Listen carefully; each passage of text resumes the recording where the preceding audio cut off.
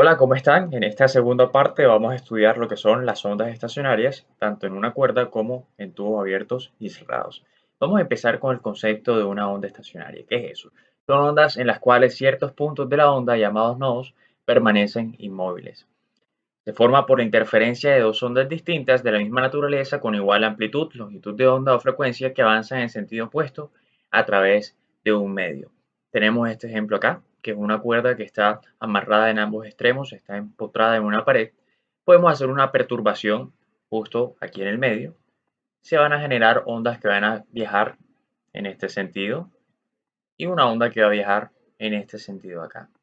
Va a llegar a la pared cada una de estas ondas y se va a reflejar. Se refleja acá, se refleja acá y vuelven y se encuentran en este punto y comienzan una interferencia a lo largo del tiempo. Después de que pasa, digamos, ese ciclo de interferencia, podemos ver nosotros que se empiezan a formar esos nodos y esos antinodos. Esos nodos son los puntos donde el desplazamiento es nulo, donde la amplitud es cero, donde la cuerda en este caso que estamos examinando no se va a mover y esos antinodos son los puntos donde el desplazamiento es máximo, donde nos encontramos con la amplitud que va a tener el movimiento de esa cuerda. Estas ondas estacionarias nosotros las podemos representar por una ecuación de onda, que es esta que tenemos acá, que es como si estuviésemos sumando dos ondas que están viajando de manera individual y después se encuentran e interfieren la una con la otra. Esta es la suma algebraica de dos ondas incidentes que vienen viajando en direcciones opuestas y se encuentran. Me depende de qué cosa, de la amplitud. La amplitud está ese subíndice de SW por stationary wave, onda estacionaria, por seno del número de onda, por X, por seno de omega, que es la frecuencia angular, por el tiempo. Así, esta es la descripción matemática de una onda estacionaria. Aquí está un ejemplo de qué es lo que sucede o qué es lo que tiene que pasar para que se forme una onda estacionaria y cómo se forma a lo largo del tiempo. Tenemos dos ondas incidentes, la azul y la roja. Nosotros no la podemos ver, lo que siempre estamos viendo es la onda negra, que es el resultado de esta interferencia de estas ondas azul y roja que vienen viajando en sentido contrario. También podemos ver nosotros claramente que se mantienen los puntos donde el desplazamiento es cero, ya que se trata de una onda estacionaria. Si yo no altero la frecuencia de las ondas incidentes, estos puntos se van a mantener constantes. Recuerden que estos puntos nosotros le llamábamos nodos. Nosotros podemos encontrar ondas estacionarias en la naturaleza, por ejemplo en el sonido, es el ejemplo más clásico, pero quiero mostrarles algo un poco más curioso. Son las ondas estacionarias que se forman en las playas y que probablemente estén asociadas a la formación morfológica de beach cusps, que son estas cúspides que pueden ver acá. Estas cúspides probablemente todavía eso está en discusión científica, es un tema que está en discusión todavía, digamos que muy cerca del estado del arte. ¿Y qué se dice? Que probablemente vienen ondas viajando así, las olas del mar, y después que rompen, se quedan ahí adentro unas ondas de baja frecuencia que comienzan a viajar en esta dirección. Después se vienen encontrando con otras que vienen en otra dirección y comienzan a reflejarse las unas con las otras y con el paso del tiempo empiezan a formar patrones que hacen que se generen estas cúspides o cusps que son todavía un gran misterio de la ingeniería costera, pero que probablemente estén asociadas con esa formación de ondas largas y cómo interactúan unas con las otras. Lo más probable es que esté muy estrechamente relacionado con estas ondas de baja frecuencia, pero todavía hay otros mecanismos que todavía no están descubiertos. Aquí también pasa lo mismo en esta playa, se ven también muy definidas estas cúspides, las hay de todos los tamaños, hay unos que son mucho más grandes, otros que son más pequeños. Eso sí, si tú ves una de estas formaciones en la playa, no te recomiendo, o te recomiendo más bien que te bañes con mucho cuidado. ¿Por qué? Porque justamente en alguna de estas partes el agua tiene que regresar por algún lado para poder compensar esta salida acá, tiene que regresarse y hay veces que se generan unas corrientes RIP, unas corrientes de retorno, que son las que arrastran a los bañistas y pueden generar ciertos problemas. Así que si tú estás en una playa y ves esas formaciones, Báñate con mucho cuidado porque hay veces que se forman una especie de ríos internos. Aquí está más claro en esta imagen todavía. Aquí está una especie de río, una especie de espuma de corriente que va hacia esta dirección. Ondas estacionarias un poco peligrosas para que lo tengan en cuenta. Revisemos ahora lo que pasa con las ondas estacionarias específicamente en una cuerda. Tenemos que definir primero qué son los modos normales, ya que esto nos va a alterar cómo percibamos nosotros la geometría de una onda que transcurre, que es transmitida a lo largo de una cuerda. El modo normal de un sistema oscilante es un movimiento en el cual todas las partículas del sistema se mueven sinusoidalmente con la misma frecuencia. Para modos normales de vibración, en la cuerda de longitud L cabe un número entero de medias longitudes de onda, tal como ocurre acá. Veamos, aquí tenemos un modo normal con una frecuencia fundamental con n igual 1. Cuando estemos hablando del modo fundamental, siempre nos vamos a imaginar una barriguita. Si podemos oscilar una cuerda con un movimiento sinusoidal o un movimiento armónico simple con una frecuencia dada, vamos a llegar o vamos a tener que encontrar una frecuencia para la cual me quepa media longitud de onda. Esta distancia que hay entre nodo y nodo, que es la longitud de la cuerda, corresponde a media longitud de onda, es el modo fundamental, o también podemos llamarlo como el primer armónico, que es cuando n es igual a 1. Veamos esto de la longitud de onda. La longitud de onda para n modos normales es igual a 2L, que es la longitud de la cuerda, sobre n. A medida que nosotros vayamos aumentando Sn, lo que vamos a hacer entonces es ir cambiando estos parámetros de la longitud de onda. Por ejemplo, ahora tenemos n igual 2. Cuando tenemos n igual 2, tenemos el primer sobretono o podemos llamarlo como el segundo armónico. Ya aquí, ahora tenemos dos barriguitas y esas dos barriguitas me corresponden a mí a dos medias longitudes de onda. Después seguimos avanzando. Cuando n es igual a 3, ya aquí voy a tener, son tres barriguitas en mi segundo sobretono o tercer armónico. No se vayan a confundir con esto porque es muy importante. Recuerden que siempre sobretono y armónico. Sobretono siempre está uno más abajo que el armónico. El armónico siempre va igualito que el n. Si tengo n igual 3, armónico igual 3, pero el sobretono es más pequeño. Y en este caso, con mi n igual 3, cuando yo sigo aumentando esa frecuencia, lo que voy a encontrar es tres barriguitas, o sea, tengo tres medias longitudes de onda a lo largo de mi cuerda de longitud L. ¿De qué me depende la frecuencia en una cuerda o qué parámetros están relacionados ahí? N, la velocidad y 2 sobre L, dos veces la longitud de la cuerda. O sea que a medida que nosotros aumentemos N, nosotros vamos a tener una frecuencia mayor. A mayor frecuencia nosotros tengamos, mayor va a ser la cantidad de barriguitas o de medias longitudes de onda que yo voy a poder encontrar en esa cuerda de longitud L. Ya viendo todos los parámetros que me inciden en la frecuencia, por ejemplo, la frecuencia me depende de 1 sobre la longitud de la cuerda y la velocidad. Recordemos que la velocidad de propagación en una cuerda me dependía de algo que era la raíz de la fuerza, que en este caso es la tensión con la que, valga la redundancia, está tensionada esa cuerda, y la densidad lineal de esa cuerda. O sea que si yo tengo una cuerda más gruesa, lo que va a pasar es que la densidad lineal va a aumentar y por ende la frecuencia va a bajar. Ya después veremos un ejemplo de instrumentos musicales, qué es lo que sucede ahí más específicamente con esas variaciones de la densidad lineal y cómo se pueden aplicar muy bien en la música. Hasta vamos a ver un ejercicio de eso.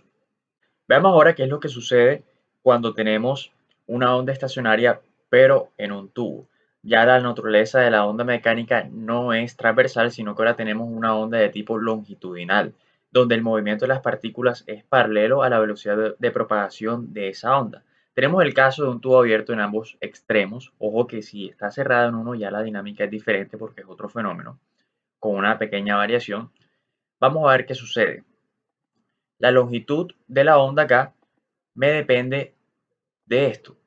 Me depende de 2L, dos veces la longitud efectiva de ese tubo sobre n, cuando n es cualquier número natural, 1, 2, 3, así hasta el infinito.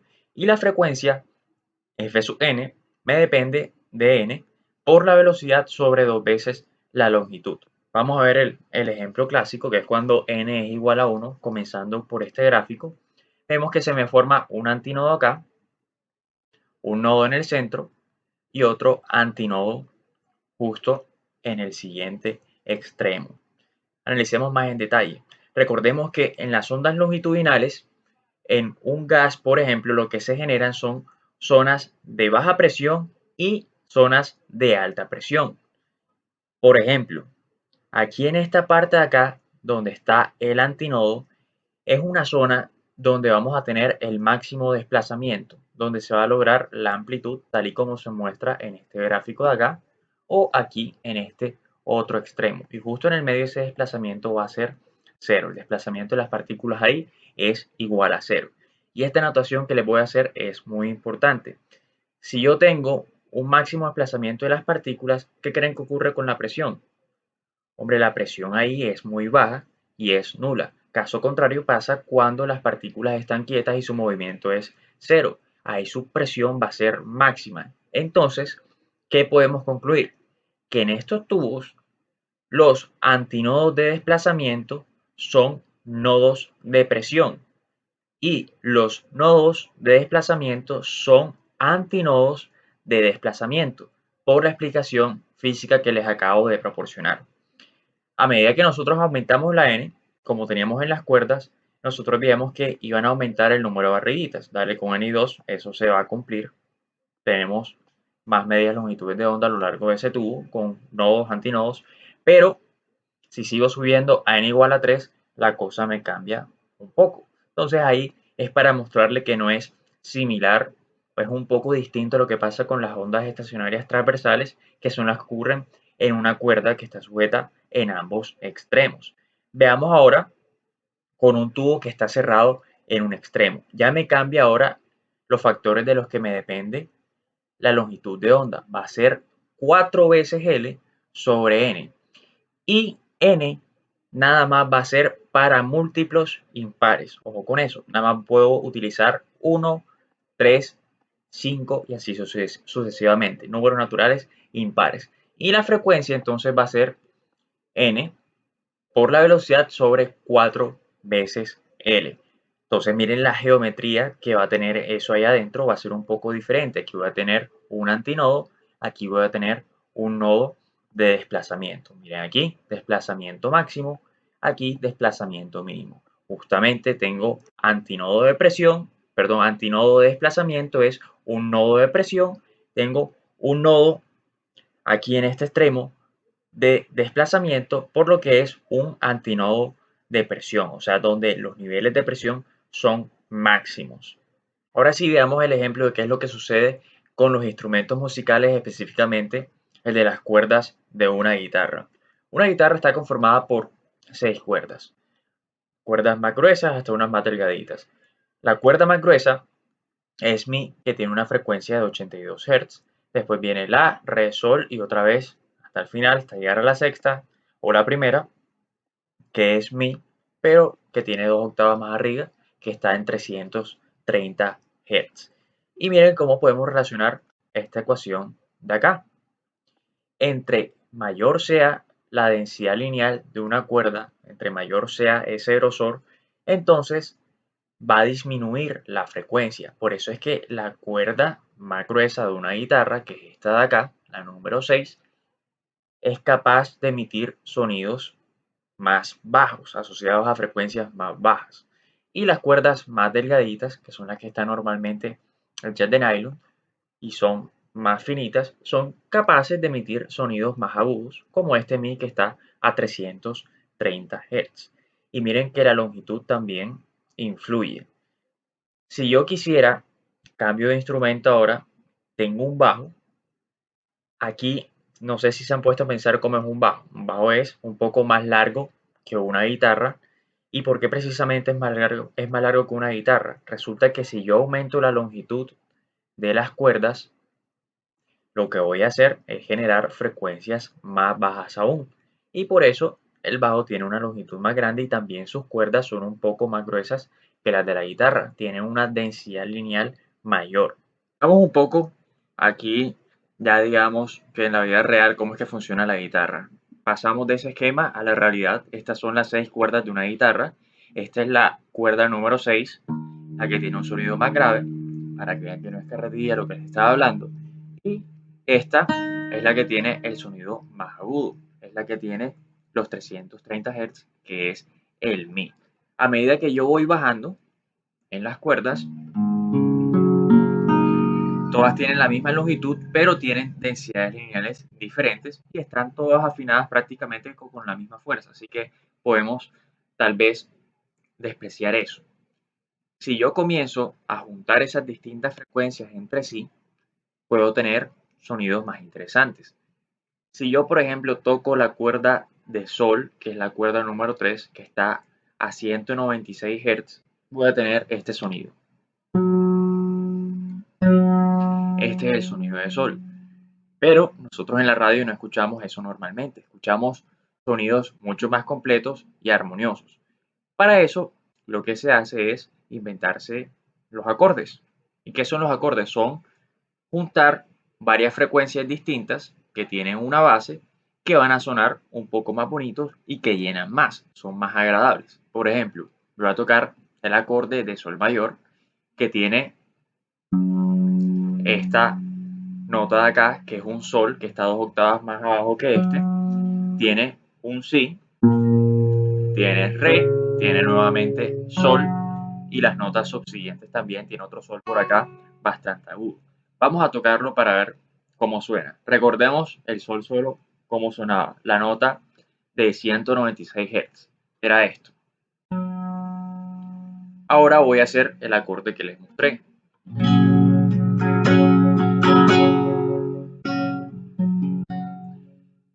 Ya suena algo un poco más lleno. Y si después sigo cambiando los acordes en un orden específico, ya voy a tener una canción que va a sonar mucho más agradable. Son frecuencias de distintas ondas que están interactuando entre sí constantemente de manera organizada. Miren que yo a medida que estoy tocando cada uno de estos trastes, lo que voy a hacer es variar la longitud de la cuerda. No estoy variando ni su densidad lineal, ni estoy variando tampoco su tensión. Va a permanecer aproximadamente constante. Así que dejemos eso quieto. A medida que yo voy disminuyendo esa longitud, lo que va a aumentar es la frecuencia. Entonces, si yo toco mucho más abajo, voy a tener frecuencias más altas. Por ejemplo, si toco justamente aquí abajo, voy a tener una frecuencia mucho más alta a que si toco por acá, porque aquí tengo una longitud de cuerda mucho más extensa que si yo tengo por acá. Y bueno, hasta acá esta segunda parte. No se pierdan la que viene porque vamos a hacer unos ejercicios muy interesantes que hasta vamos a ver cómo se diseña un instrumento. Así que nos vemos.